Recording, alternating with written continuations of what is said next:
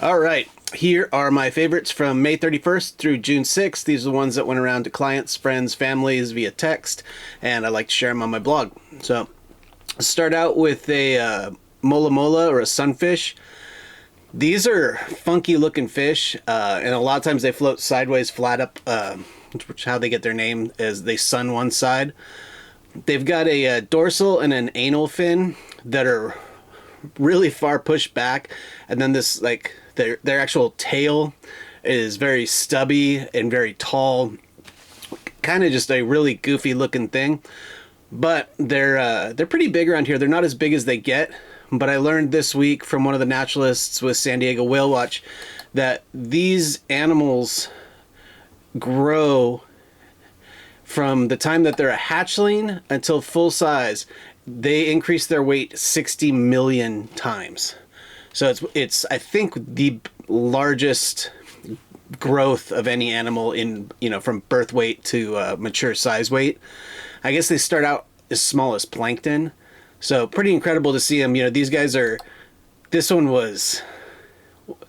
of the bigger ones I've ever seen. I'm so bad at guessing size, but it was a proper large mola.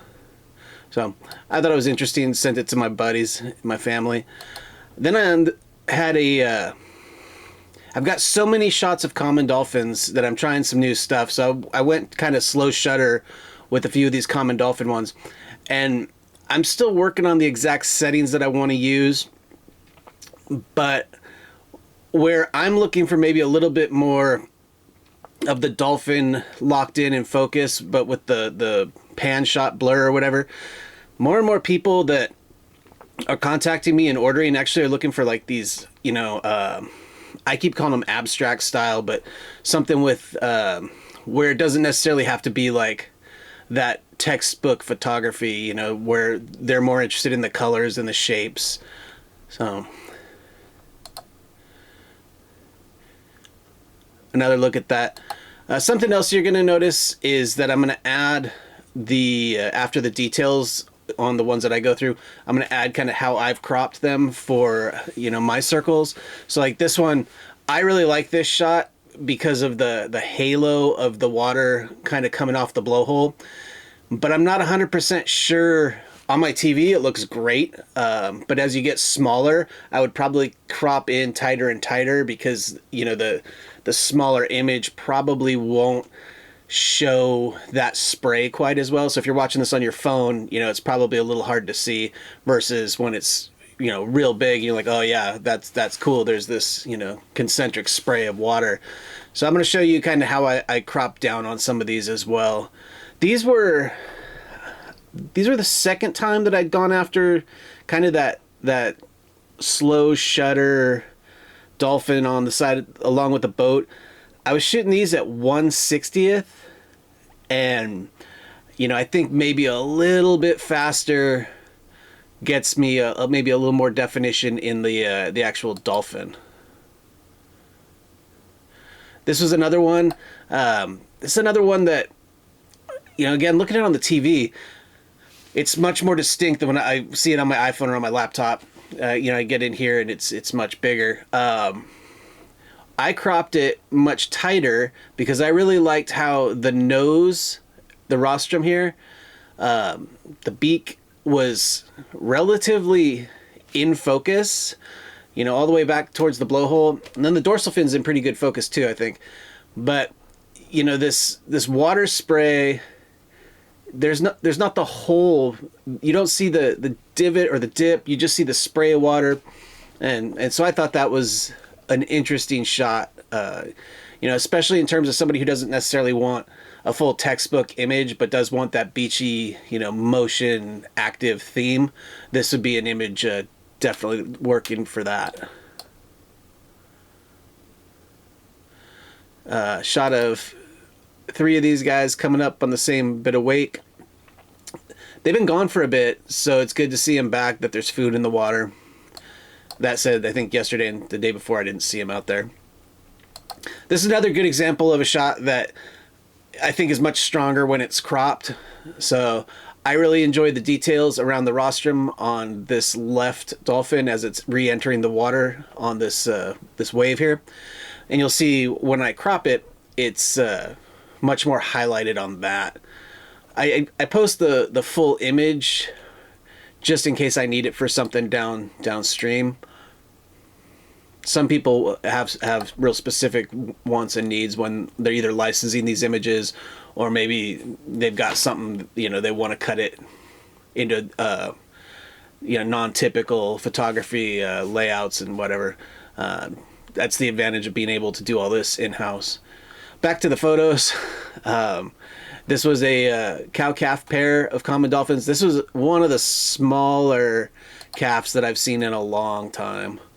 A little teeny one. You know, they're maybe this big when they're new, and they don't have the distinct coloring quite yet as much. They're much more. They look almost more like a bottlenose than a common dolphin when they're brand new like this guy. Here is an offshore bottlenose surfacing. Again, I got a lot of shots kind of like this, but this one entertained me both with the beginning of the exhale details as well as the mirrored details here that you can see in the water, because it was just, there was no wind that day. There was a swell, but there really wasn't any wind yet, so that was nice. Here's one that I sent over to my friends at SD Seal Society. You know, there's a lot of misconception that the sea lions, you know, eat all the fish right off the shore. It's not really true. In fact, I can't really think of very many times I've seen sea lions or seals really ingesting things with, you know, right there. I have a couple times, but not very often. So this is much more typical, where we see the sea lions and the seals working their way well offshore, feeding with the dolphins on the, you know, the bait fish or whatever's around. So this guy was about 5.5 or 6 miles out off of Sunset Cliffs, just to the south of Mission Bay. This is a fin whale. I hadn't seen a fin whale in a bit, and you know, just to me, something about being able to get the details on the rostrum, you know, it gives it so much personality to me. You know, actually, they ID them by the fin in the back, but I like the when you can see kind of their face or their head, and it's just an impressive thing. These are such big animals. I went wandering and found this red-shouldered hawk. This is another one where take a look at how I've cropped it for my friends. It's a little different than this full image that you're going to see. Same with this next one. This guy was just kind of hanging out. And what really got me on these images, one, I don't see red-tailed hawks every day, but I really liked how the depth of field between the hawk and these bushes behind it really gives it like a true photographic feel. The aperture's just not able to get any details, and so, you know, it muddies out. It looks good. I like it. Went over to a palm tree and then absolutely refused to do anything else of interest. Just stared at me now and then, stared at its feet. But I waited for about half hour till I lost the sun, and it didn't. That's where it was going to stay for a while. These guys, further down the river a little later, this time of year we're seeing more and more of this, where they're competing for space or just showing off. So here's some reddish egrets that, yeah, chased each other around for quite a bit. It was pretty funny. I really like these birds. I love their coloration on their beak, and it just reminds me of like a cartoon or like a serial character or something. But it literally is, you know, this kind of burgundy, reddish, gray, and then all of a sudden there's these bright colors here on the beak, and then tipped with that black end of the beak. I'm sure there's a sophisticated word that I'm not aware of.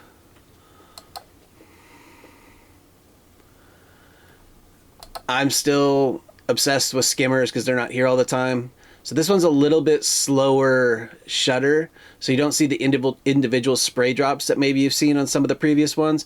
And it's because I was struggling with the light, so I was slowing down the shutter in order to be able to get anything to work with it. So like this particular shot, 79, 1/500th, but I was able to get the ISO way down to 250, which I think is why this is actually cropped from the original full size. This is cropped down, and then I would probably crop it down further if I was going to print it not huge.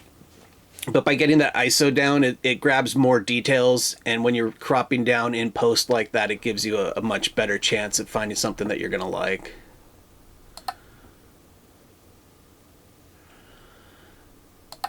These guys, these are barn swallows. So says my iPhone and my little bit of research. If I'm wrong, let me know. They are very hard to shoot. They're twitchy and they're fast. So it's almost, I did enjoy getting these shots because I was looking, there wasn't a lot of light. It was kind of graying out, but if I looked just in this one direction, I was getting reflections that you can see off of this coloration here. And it gave it a nice effect. These shadows or the returns in the water of whatever it is, you know, being in line with the bird. You know, I shoot in sequences, you know, bursts, and you know, you can kind of find which one you like the best, that, you know, the focus is good and maybe the shapes are right for the composition. Those are hard birds to shoot. More of birds challenging each other. These guys will actually chest bump, and I have yet to be able to get a good photo of it. So maybe this year is the year, maybe not.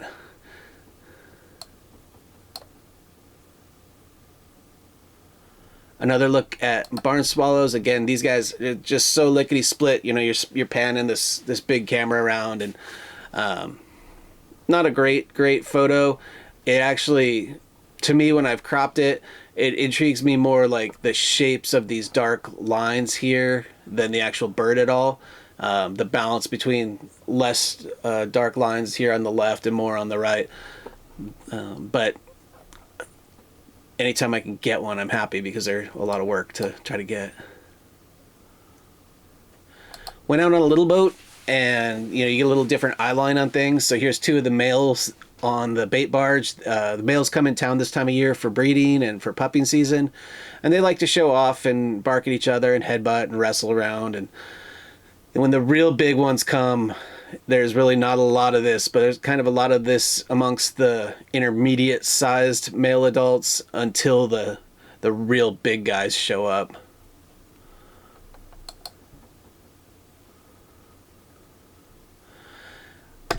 Same day, 25-foot boat, 24-foot boat, and here's a, you know, 85-foot blue whale.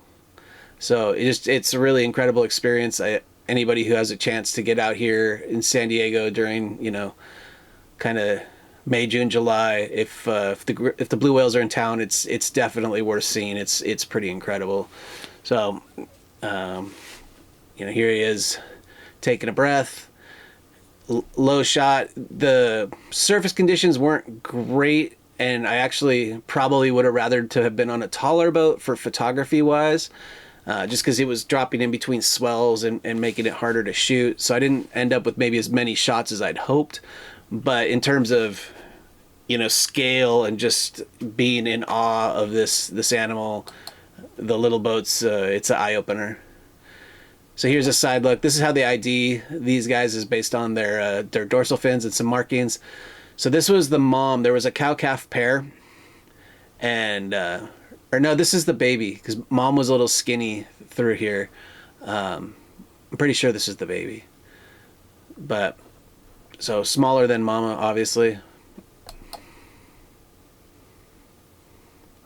Here's mom. Again, that low boat giving you a different viewpoint, you know, not, I don't know, you know, it's, I'm perplexed on this shot. I like it more than I should, and I'm trying to find reasons why. Part of it is, even though the lighting was kind of off that day, it was kind of June gloom, but you can see this behind the whale this bright blue glow, turquoise glow in the water, and that's how they get their blue whale name, because you can see they're not, they're more of a slate gray or whatever, look kind of blue, but when you see them surface on a sunny day, it glows bright blue as they come up. It's pretty incredible. But I liked, you know, the feel of this. I think we were sitting down in the trough and it was rising up on the next swell or whatever. So it gives it a different perspective in terms of how you're seeing it. You know, for a reference, when they're all the way open, these blowholes are essentially the size of a basketball hoop. So just an incredibly big animal. And not the greatest shots. I shot some stuff. I went and looked for tagged sea lions and tagged birds just to get out of the house. June gloom.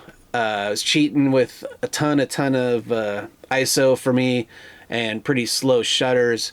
But this guy is proper big, and he's back in town. I'm sure it has a name that I can't recall. There's 2 or 3 of the big ones that have their names. Again, just a big guy chilling out.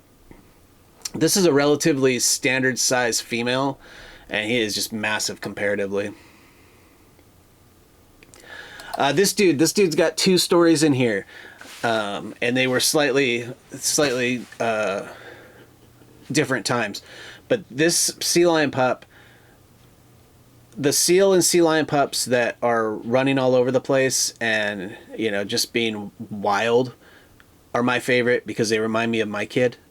And, you know, the ones that just lie by mom and just chill out, I don't have a reference point. My kid was 100% never chilled out, was 100% on the gas. So this little sea lion pup was running up and down and going investigating, you know, the birds and bugging other sea lions and doing his thing. So we're going to come back to that sea lion here in a second, but I liked that shot. It's playful. Here's another pup and mom. This is the pup that I don't necessarily identify with because my kid would never just chill out and, you know, let mom rest like that. But you can see we're starting to have viable young ones living at La Jolla, so that's nice. You know, a lot of thanks to the Seal Society for all the work they're doing to help keep them safe with people. So back to my pup with the pelican. This is that pup, and this is its mom. So on the right is the shelf that it was on, and just mom, I guess, got tired of chasing it and doing whatever. So mom goes down onto the rocks, waits for it to come by, grabs it by the scruff, and brings it down into these rocks. And you don't see the little guys really this close to the beach very often, so I kind of was watching it. And what she had done was put the pup into this little area of rocks where it wasn't quite strong enough to really climb up and over anything. And then she just took a nap. It was like a playpen for a sea lion pup. And then every once in a while it would, you know, get itself wedged in or want mom's attention, and mom would reach down and pick it up and kind of put it back on the edge of one of these rocks and let it, you know, crawl around in this little like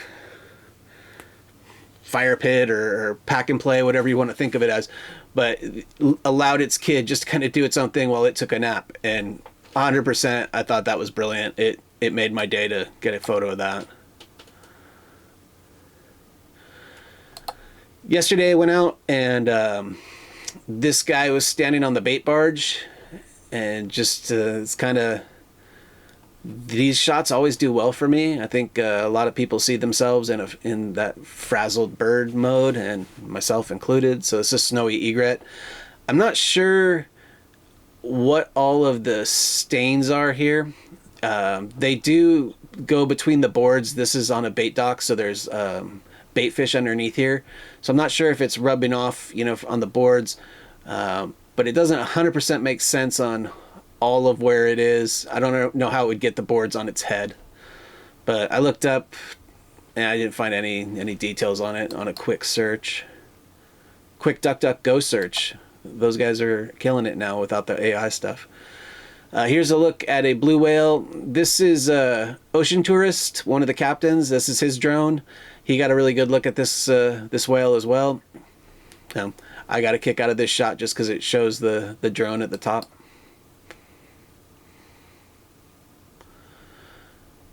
Another look at an exhaling blue whale. Just this whale got really close to the boat on the last pass and just sort of, you know, gave us a nice send off. It's, I don't know exactly.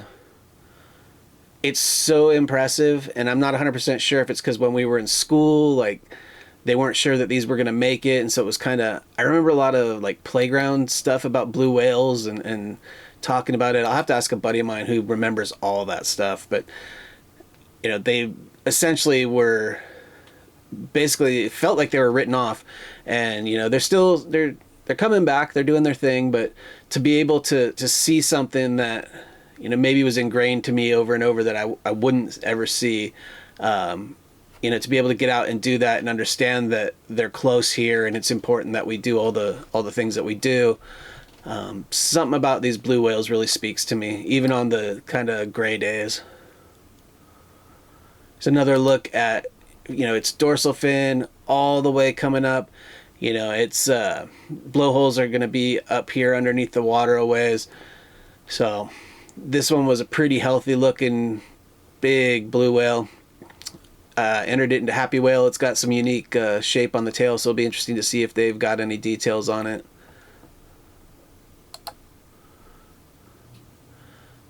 And then the last one here for the week, it's just the beginning of an exhale from that blue whale. Again, it kind of came right along with the boat for a bit. And what I like about this shot is, one, I like bubbles and I like spray, but it's kind of a misnomer that when you see the spout that it's water vaporizing. They're really spouting not super deep, so there's not a lot of water that sits over their blowholes. You'll see a little bit of water coming up, but basically what you're seeing is the, you know, hot breath, kind of like if you're in the mountains and you're breathing out and you can see steam or whatever the technical term is. It's the same thing for these whales. When they exhale that hard, that's what it creates. So I thought this was good for, you know, as a reminder, like, hey, it's not a lot of water. It's actually, you know, that internal, you know, either speed or temperature difference. And these guys are able to do some interesting stuff. It seems like they can spout more or less depending on what they're doing. So I've seen with the cow-calf blue whale the other day, neither one of them was really spouting. They definitely were kind of trying to be under the radar. Mom spouted maybe once or twice, but for the most part, they came up without really any. These spouts, they can be 30 feet tall from a blue whale. So, you know, when they come up, they don't really do anything. But you could hear them breathe. It's impressive. Like, oh, it must know that if I do this, I'm a little bit more under the radar. Impressive stuff. Hope you enjoyed this look through them. If you did and you're on my website and you're interested in any of the photo settings or maybe some extra details, just roll on down. Underneath all the photos on my blog, I do post my camera settings. If you have any questions on it, hit me up. I'm always stoked to hear from people. And I look forward to doing this again next week. If you're on a video hosting site, I will link my blog in the write-up below. So jump off of the video hosting site and jump over to my site and check it out.